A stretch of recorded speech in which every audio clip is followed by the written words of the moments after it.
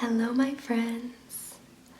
I have another Disney book flip through tonight, and this is really cool. So, it is in celebration of Disney World's 50th anniversary. Now, this Disney book is not by Disney. It is actually by the Orlando Sentinel, which is the newspaper in Orlando, and they have been around long before Disney World, so they sort of saw Disney start and grow, and there's some kind of cool trivia about it, and I was very excited to get this book.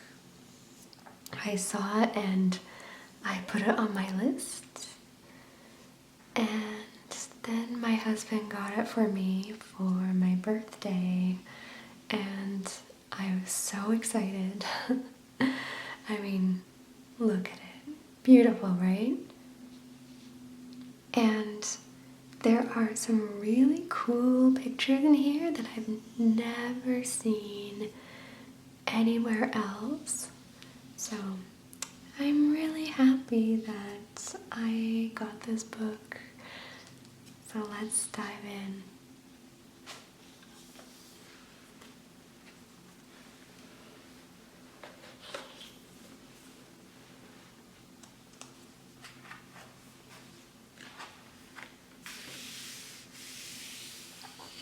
Disney World at 50. The stories of how Walt's kingdom became magical in Orlando.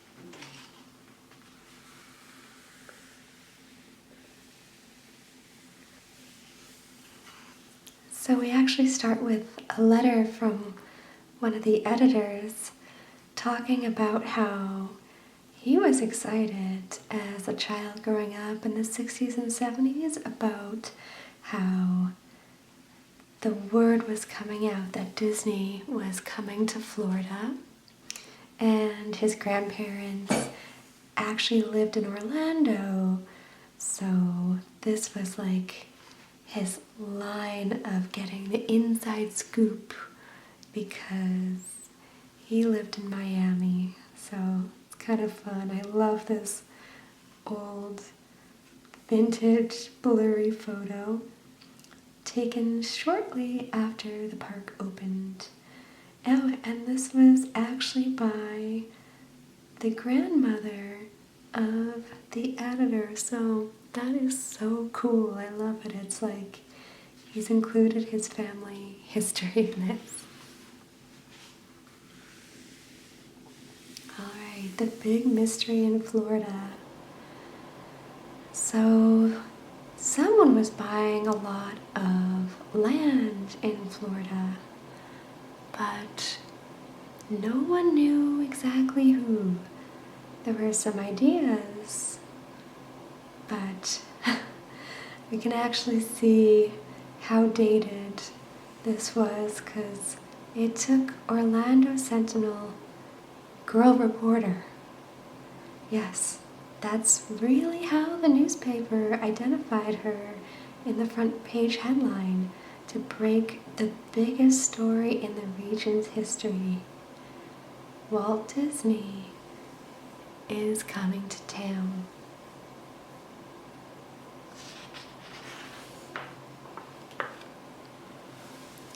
So this talks about how Disney was slowly buying or looking for land, looking for the right land in order to grow his theme parks.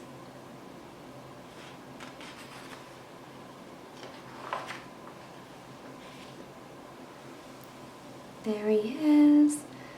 They also have his brother, and they're looking at this map of Central Florida land that they are purchasing.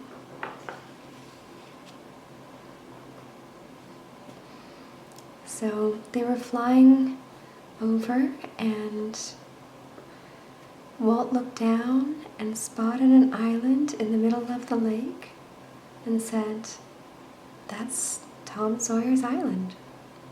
Buy it." And this is Bay Lake. And if you know the Florida resort at all, you know that that is where the Contemporary Resort is, and the monorail goes by it. So the property was bought, and the rumors kept going. So here we talk about how Waltz was really great at acting, but kind of a terrible liar. Wasn't so good when people were asking him questions about this purchase and what it meant and whether it was Disney or not. So this amazing reporter, Emily Bavar, the aforementioned girl reporter, makes a big prediction, saying that she thinks that that land that was purchased was from Walt Disney.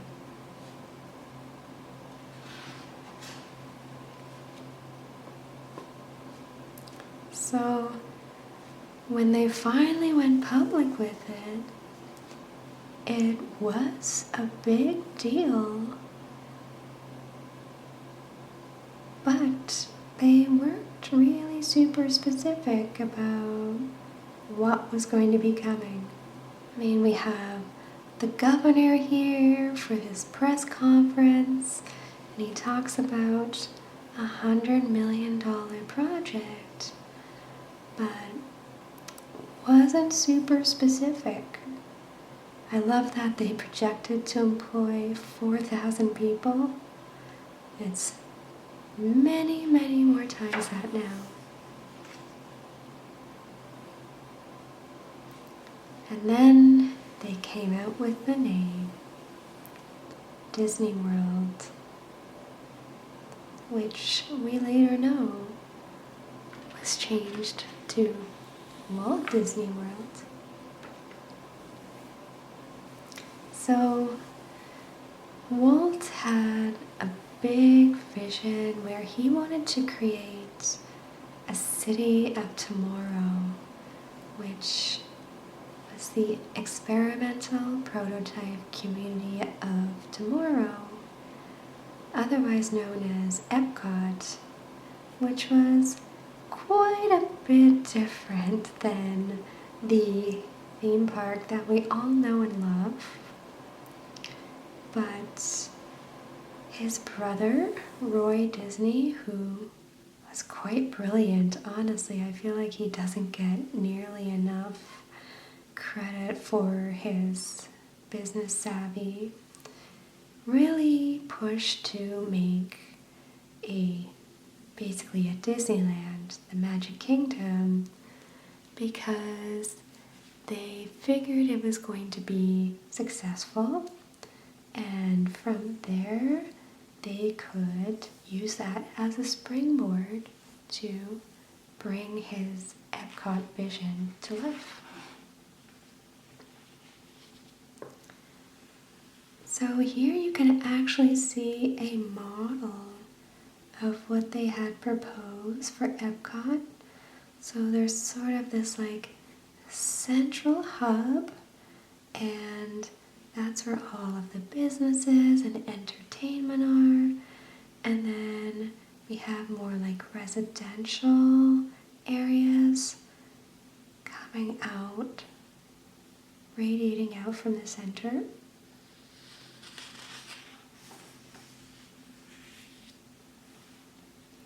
Walt actually had a lot of really super progressive ideas, even for today.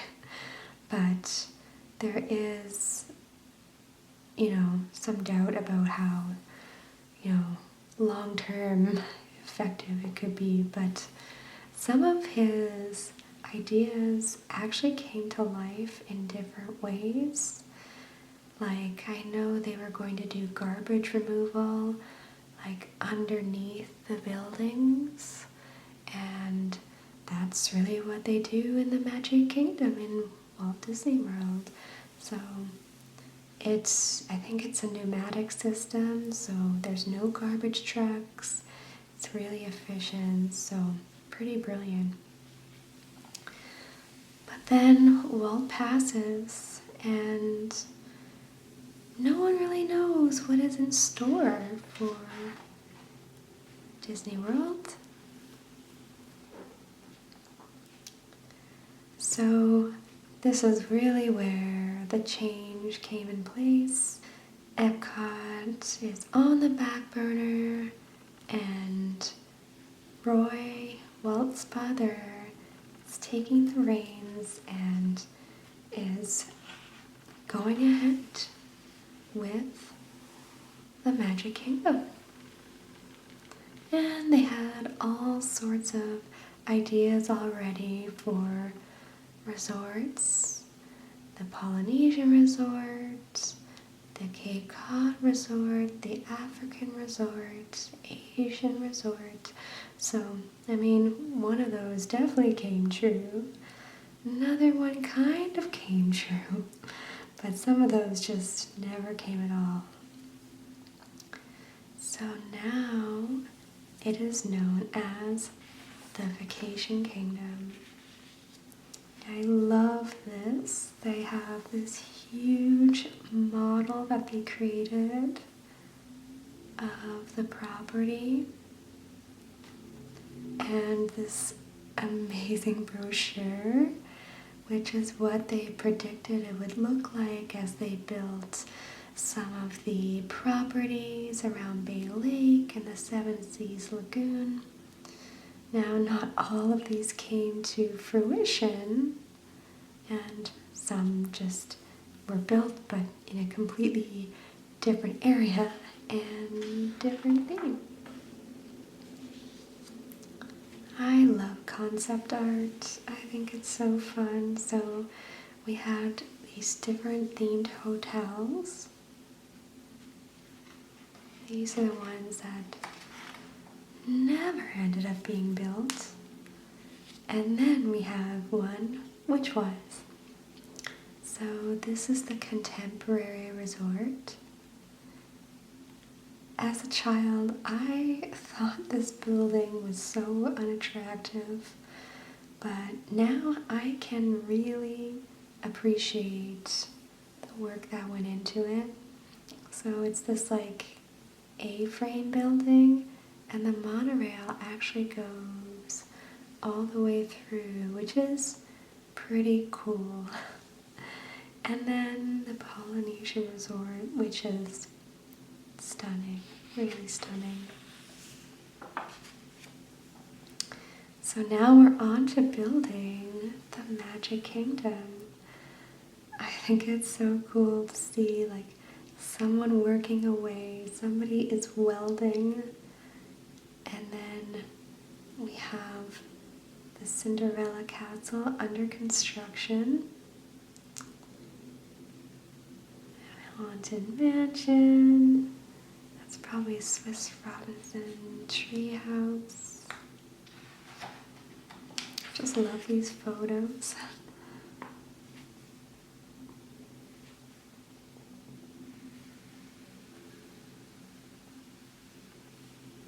Yeah, so what's kind of cool is, they did an experiment. It maybe didn't turn out quite the way they had hoped.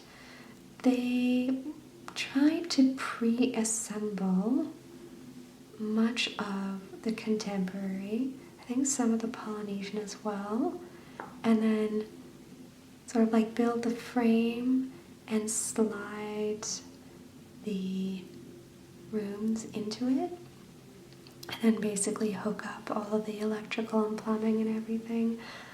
From what I've read in another book, it didn't go so well. I guess like as the building settled, or it's hard to build things exact. Some of them didn't slide in very well. I think maybe the building sort of like shifted as the weight started to settle. Anyway, didn't really save the time that they had hoped, is the long story short.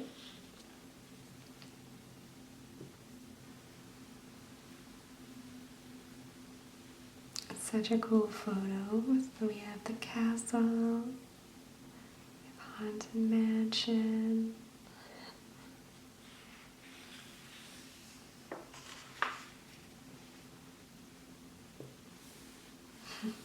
Workers continued to build City Hall on Main Street, USA, as they rushed to get Magic Kingdom ready for opening day.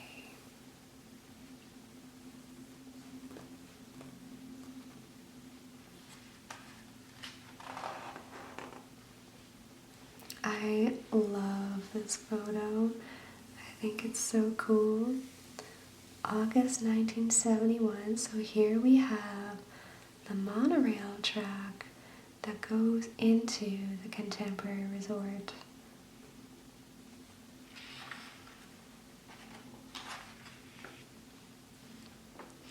And I love this one too. I'd never seen anything like this photo before I had this book. So you can sort of see those are where the rooms are. We have this beautiful big window.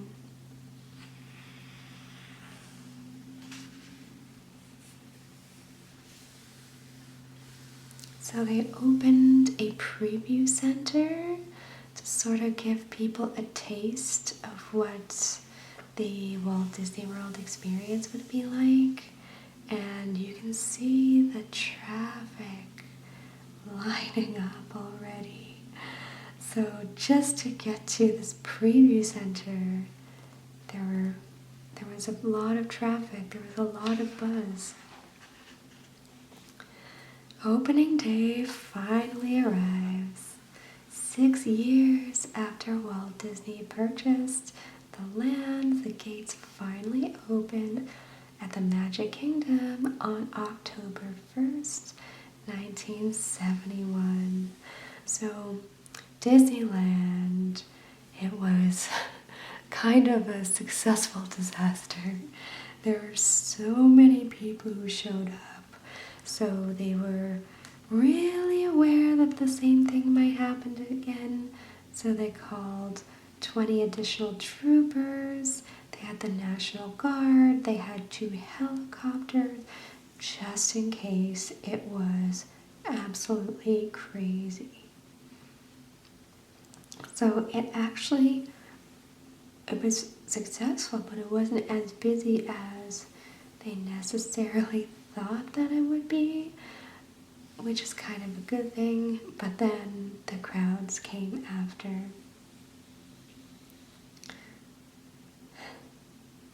One Florida family with a royal name and sports celebrity lookalike would make history when the park opened, when one 12-year-old would have the trip of a lifetime, even though his parents weren't there with him.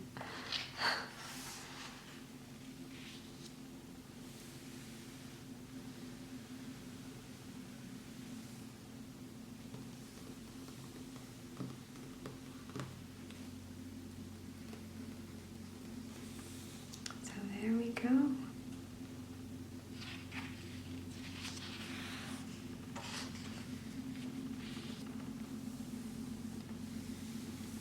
The sounds of this marching band on Main Street, USA greeted the first visitors at the Magic Kingdom.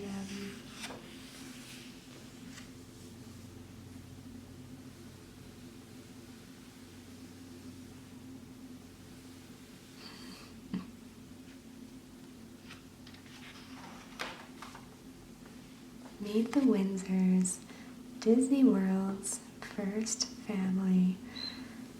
This is so cool. Oh my gosh, I can't even imagine. So, the four of them slept Thursday night in their Volkswagen, parked at a Texaco station just off Interstate 4. They dreamed of the impossible, winning a lifetime pass to Walt Disney World. The impossible happened. Cinderella became a beautiful princess. The frog turned into a prince. The dream came true. So, this family was the first to pass through the gates, and they won a lifetime ticket to Disney, which was crazy.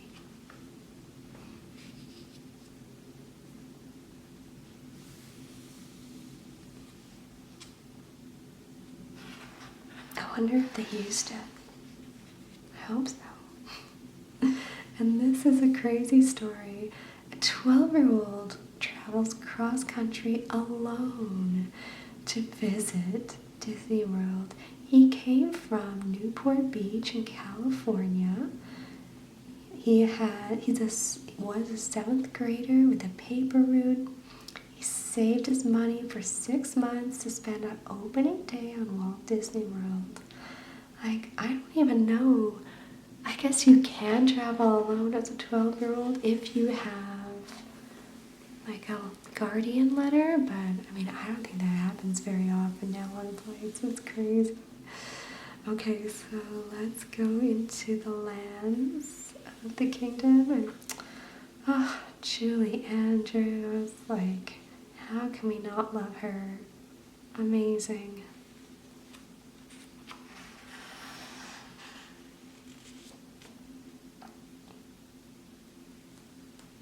So we have the Hall of Presidents. We have people on Main Street. Oh, this one's fun. It's just 2 days before Christmas, 1972. The Swiss Family Treehouse gives a top-down view of Adventureland.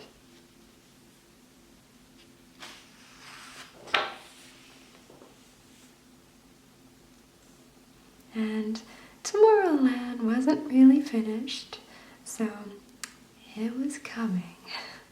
Stand by. It's going to be there. Now we have a Mad Tea Party.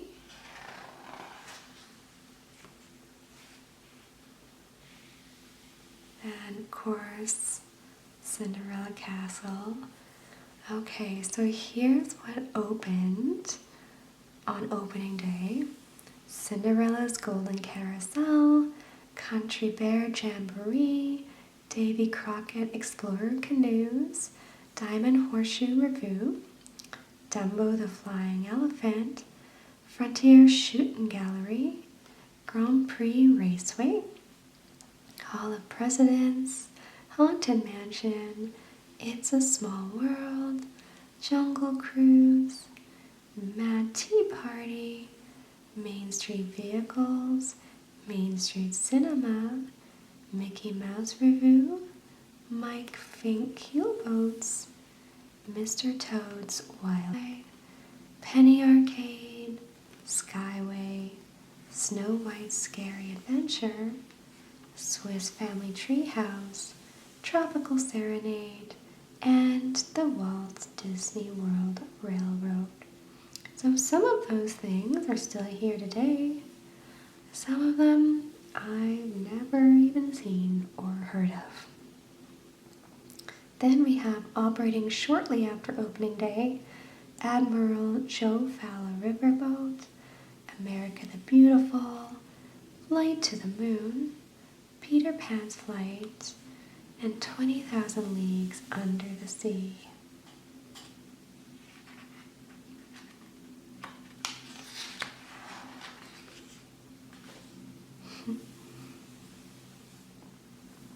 I love that you can see this top-down view of Haunted Mansion, and you can sort of see the outbuilding where most of the ride actually is sort of peeking out from the back.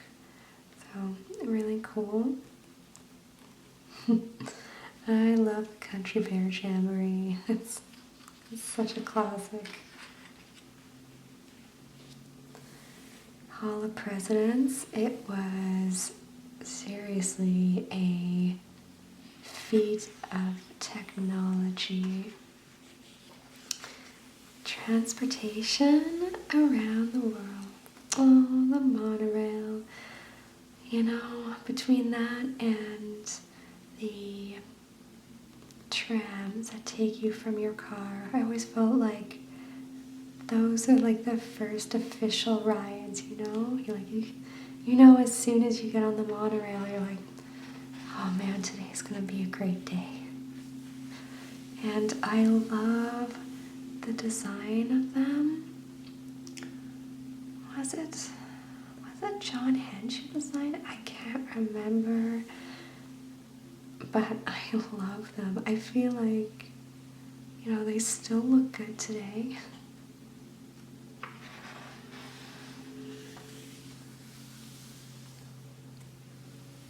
And of course the railroad, because Walt loved trains. He was train crazy. I love this. Walt Disney World has the world's 9th largest navy. Approximately 200 unique and colorful watercraft. I wonder how many they have now.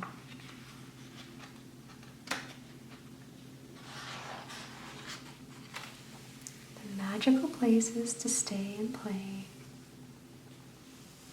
So here we have the Contemporary, the Polynesian, and the Grand Floridian. And we have an interior shot of the Contemporary with the monorail. I swear I can smell the monorail right now. I feel like it's smelling like a type of grease or something. Oh, here we go. They're talking about the building block system.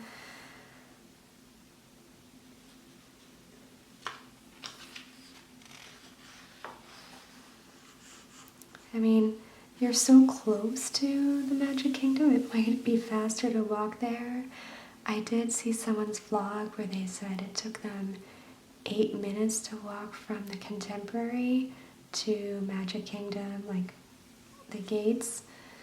It's hard to beat. I mean, if you have to line up for the monorail, but at the same time, how cool is it to be in a hotel that you would walk out of your room and board the monorail? Like, you just have to do it, even if it technically takes longer with the line, just because it is so cool.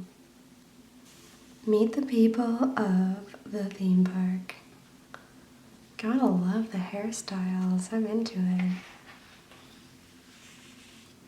Here is where they're talking about the world under the Magic Kingdom. So these are all the tunnels beneath the Magic Kingdom, and the Magic Kingdom is actually built on top, so even though the tunnels are below, it's not actually underground. It's just the way that they had to build it, because I think they were having problems with water. Like, they started digging a hole for Cinderella Castle and it was filling with water. So they realized they had to go above the water level to prevent that from happening. But it actually worked out well because they created these utilidors with some of the technological ideas that Walt had about servicing with garbage and everything, but apparently it was very tricky to figure out where you were. So they had to have people stationed around to help direct where to go, because there were, let's see, this one person had helped 25 lost employees by 10 a.m. So it was really easy to get, you know, disoriented down there, and I could definitely see that.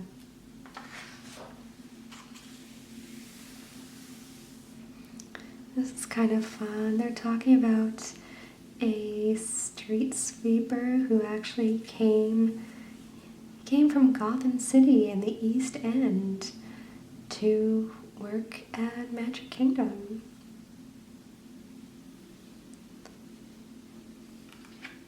Cast has adjusted for their roles at Walt Disney World. Yep. Some things stay the same, but some things change. They definitely don't have these hostesses with like riding hats, and I feel like that's like a riding crop. I can't tell, but it looks like it. That's not a thing anymore. So these were some of Disney World's first ambassadors. The man who was Disney World's first Mickey Mouse. Doug Parks was 21. First Mickey in the park.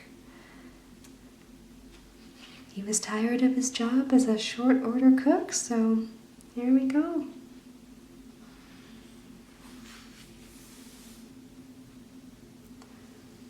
So Disney waited a few weeks to have its grand opening, soft opening, before they invited all the celebrities, Bob Hope, Julie Andrews, Rock Hudson, President Nixon's White House representatives.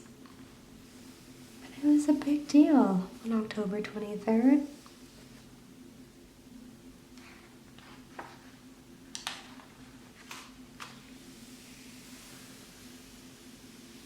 Yeah, we got politicians, we have comedians, we have dancers, we have marching bands.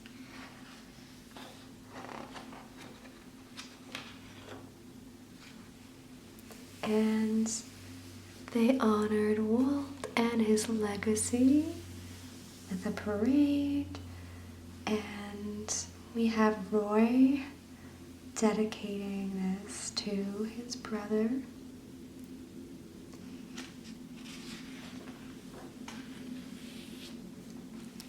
And now we're going to talk a bit about how the world has changed. It's said that Walt Disney World will never be finished. That seems to have held true. So we have Pirates of the Caribbean. It came a little bit later. We have Discovery Island. I remember going there as a child and seeing the animals. Then we have Space Mountain. We have Carousel of Progress. And the Star Jets came in. I mean, can you imagine Tomorrowland now without Space Mountain? I'm not even a Space Mountain / roller coaster fan, but I mean, this design is iconic. Absolutely iconic. I was reading before that the reason you see these lines on the outside, I mean, first of all, it's a cool design, but also because they needed the inside of the mountain to be smooth for some of the projections, so they still needed the support beams, so they brought them outside to give that smooth effect and also create such a standout, recognizable design. Then we have a shopping village, the first Lake Buena Vista shopping village in May 1975. It's definitely grown since then. It's had a few different lives since then. River Country brings old swimming hole to Disney. I remember that one too. I mean, it hasn't been open for a long, long time now, but it was kind of cool. It was a neat idea.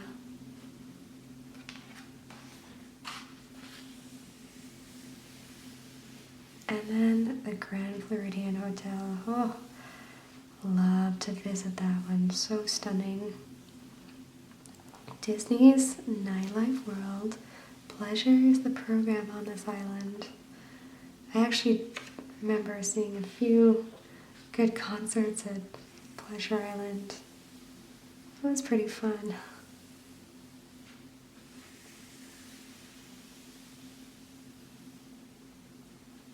Revelers ring in the new millennium. Walt Disney World's Pleasure Island on January 1st, 2000. Oh my gosh. I was in Epcot at that time. I celebrated the millennium in Epcot. And we didn't know if Y2K would happen and everything would shut down, but we were flying out first thing in the morning, so I thought we would go and try to go to bed, but my dad's like, no, we're gonna stay up. So we did. I think we slept for like 3 hours. I can't even remember. It might have just been at the airport, but absolutely worth it. It was so cool. So Disney World's other theme parks we have, that was the plan for the original Epcot, like the community, Animal Kingdom. We have, of course, Spaceship Earth and Epcot. Amazing, I love it. And then Epcot opens on October 2nd, 1982. And the Kaysen family of Winter Park was the first family of Epcot, so I guess they got their lifetime tickets too, probably. So fun. I love Epcot. It's really cool. Picture construction. Spaceship Earth. You can see Universe of Energy. Not so much anymore. You see the monorail. Okay. And then we have Disney MGM Studios, aka now Hollywood Studios.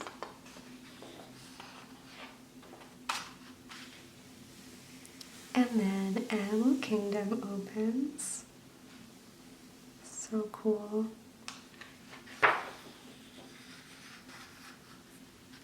The Tree of Life taking shape.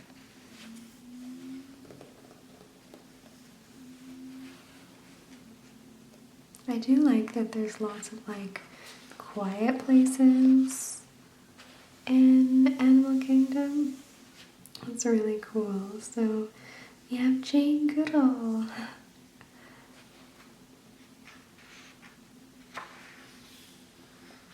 And Disney's not Disney, Magic Kingdom's 25th anniversary. I was there too, and I saw the birthday cake. Very controversial, but for the time it was there, I thought it was fun and cool. I mean, look at the contrast in the colors. So fun. And I really love what the castle looks like for the 50th. I hope I get to see it in person. I remember these Mickey-shaped confettis. I thought they were so cool.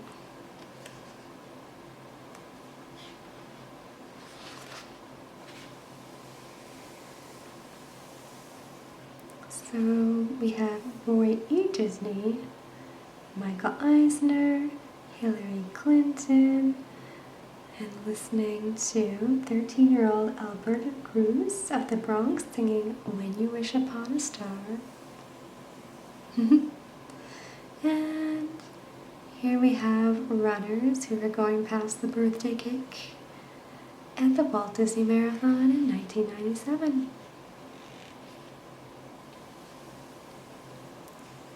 Oh, remember the magic. It's bringing back some memories.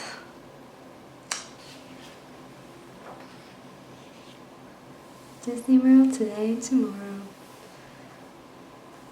Oh yeah, this is so still relevant, the mask. I like that, they were able to publish this and still include things that explain what happened, like during the coronavirus. I mean, look at that empty parking lots, nobody coming through main gate. It was crazy.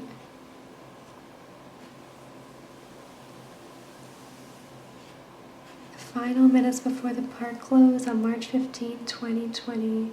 It's so crazy because I was there actually just hanging out at the resorts. I went to the Polynesian, I went to the Contemporary, like just a few weeks before that, right before everything shut down. I didn't stay there, I was just visiting for the day. And then Disney reopened, social distancing, all that stuff. Whatever we do to keep people safe and keep enjoying our time. Oh, I love orange birds, so cool.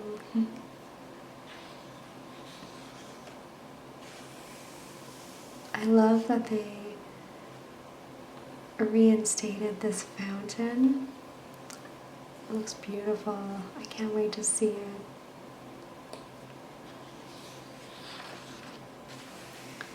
So the big question is, what is next for Walt Disney World? It's a place that is forever changing. Ratatouille. We have a topiary of Remy. So cute. I have to say, I am an absolute sucker for a Disney topiary. I love it.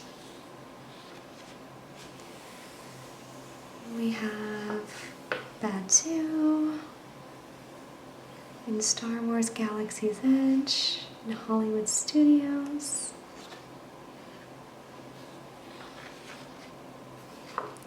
We have Tron Light Cycle Run.